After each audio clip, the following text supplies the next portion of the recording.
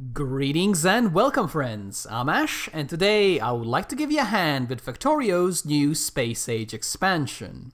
To put things into perspective, it took the combined effort of around 400,000 people to get the first man onto the moon. So it is understandably a bit daunting when Factorio's new Space Age expansion asks you to start up an interstellar empire all on your own. Thankfully, Factorio does a pretty good job of breaking down super complicated tasks into manageable chunks, as well as automating much of the tedious stuff. So with just a little bit of preparation, it is entirely possible to make your first journey across the stars a nice and smooth one. And in order to help you out, I would like to share with you a list of things that I had to learn the hard way and wish I knew from the very start. These aren't going to be ideal build orders or tricks to hyper-optimize your base, as I am by no means a Factorio expert, but rather simple advice to help you prioritize the important stuff and avoid many of the pitfalls I fell into head first. And without further ado, let us begin. In vanilla Factorio, it is entirely possible to beat the game in a reasonable amount of time while only having a small base with a small throughput. In Space Age, however, this is a road that leads straight to madness. The process of getting everything you need to be self-sufficient on an alien planet simply requires far more materials and products than a couple of random level 1 assembling machines will be able to provide. As such, you'll need to supersize and automate your base. Clear out any biters in outlying areas, establish mining outposts and train networks connecting them to your main base, and ensure you're able to automatically build whatever buildings or tools your base might need. This might sound excessive now, but once you're on the other end of the solar system and your base suffers an attack, having it capable of rebuilding itself without any sort of direct intervention will be a godsend. Oh, and speaking of defense, you can remotely pilot vehicles regardless of where in the galaxy you are. So if the biters have found a crack in your defenses and are now chewing on your production line, just assume direct control of a tank and pay them a quick visit. I am a very lazy person, and so in vanilla Factorio I often traveled light and handcrafted any of the specialized items I might need in a pinch.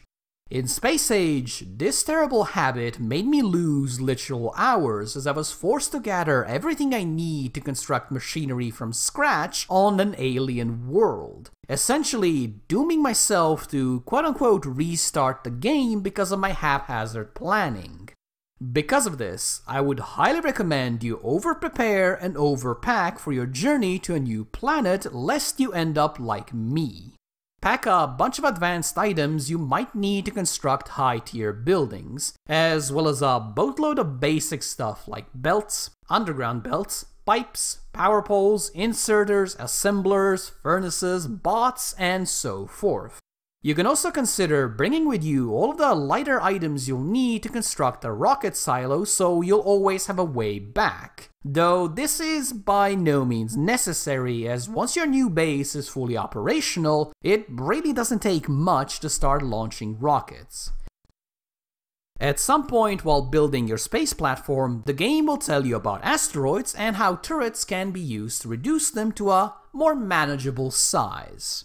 What Factorio doesn't tell you is that traveling to a new planet will have you go straight through an incredibly thick asteroid field. Depending on the size of your ship, it is not out of the question to expect at least 4 to 5 chunky asteroids to be threatening you at any given moment. So before you even consider making the trip to a new world, make sure to staple a decent amount of gun turrets to your space platform. And they specifically have to be gun turrets, as those are the most effective for the first leg of your journey. You'll also need to automate ammo production directly on the space platform, as you simply cannot afford to launch it from your base given that Factorio ammo is seemingly denser than lead, and as such only fits about 50 magazines per rocket. And finally, don't forget to upgrade your gun turrets via research. I skipped this part because, again, I was a lazy bastard and I was rushing to get to all of the juicy space stuff, which, in hindsight, was a very, very bad idea, as it made my first few trips a lot sketchier than they really needed to be. Factorio has a lot of items that require all sorts of different ingredients and production facilities to create. This makes it very easy to get confused about how to achieve certain goals. Thankfully, Factorio also has an incredibly detailed in-game wiki that covers everything you might need to know about how each individual item or building works. To access this, all you have to do is Alt plus left click on whatever item you're interested in. This will open up a new window that will tell you where that item can be found, all of the different ways it can be created, and, perhaps most importantly of all, everything it can be used for. That last part was a real lifesaver for me because it helped guide me down the quote-unquote intended progression path on each of the alien worlds. So if you're ever stuck and you don't know what to do, consult the wiki and see what sort of stuff you might be able to do with the ingredients around you. Chances are the solution will jump right at you. When I said I was essentially forced to restart the game because I was being lazy, I really wasn't joking. If you're not careful, you can get stuck on an alien planet for a dozen hours or more due to a lack of crucial resources. While I personally didn't mind this too much, since a little bit of adversity makes for interesting storytelling, it is definitely not the kind of approach I would recommend you take. Same thing with asteroids. It is very easy to think you're prepared to travel only to discover a major vulnerability in your design while in the depths of space surrounded by deadly rocks. And I should know, it happened to me 3 times in a row. So in order to avoid a grisly, or even a simply annoying fate, make sure to save every single time you're making a big move. It only takes a couple of seconds, yet it can save you hours as you'll always be able to rewind failed experiments or poorly thought out expeditions. If you're feeling brave, you can also rely on autosaves, though I really wouldn't recommend it as sometimes it takes a good 15 to 20 minutes to realize just how truly boned you really are. Quality is a new mechanic introduced with Space Age that sounds complicated, but is actually fairly simple yet extremely useful. By inserting a quality module into any production facility, you'll have a small chance to create a higher quality product. And since Factorio is a game where everything is done in massive numbers, this small chance means you'll be getting a lot of quality products over time. These improved items can be significantly stronger, healthier, faster, or easier to use than their basic variants, and this even applies to key items like rocket silos, player armor, or assemblers. So, how do you get the good stuff? Well, that's actually quite easy. Use quality modules on buildings producing basic ingredients like steel and copper plates, and then filter those results out from your usual production queue. This is very important because different quality ingredients do not mix. Everything has to be of the same tier. And then, once you have high quality base ingredients, you can use those to create guaranteed high quality results. My advice would be to automate production of frequently used buildings like assemblers or furnaces to greatly speed up your base, and then manually build big ticket items that you'll only need once or twice. While space platforms cost a fair bit of resources to create, they are completely self-sufficient once operational. This means that sending things between worlds is actually surprisingly easy. The entire cost is in the rockets you'll have to send up to fill up the space platform. The actual shipping is free. As such, I would highly recommend creating multiple space platforms and using those to send lighter resources and key items between worlds. Stuff like electromagnetic plants from Fulgora and calcite or foundries from Vulcanus. Similarly, I'd highly recommend creating a stationary platform in Novice's orbit whose sole purpose is to provide white science for the labs below. While you can squeeze through the base version of Factorio without dipping your feet into circuitry, trying to do that in Space Age will be a massive pain in the butt cheeks. Between items that spoil on Gleba and new production facilities that create heaps of garbage, both in space and on land, there is a very clear need for simple circuitry to keep things neat and tidy. Don't worry, however, you don't have to do anything super complicated. Just the basics. The easiest and most commonly applicable example is going to be linking an inserter or assembly machine with a storage box. Look at the bottom right of your HUD or press Alt+G to access one of your free unique wire colors, in this case the green one.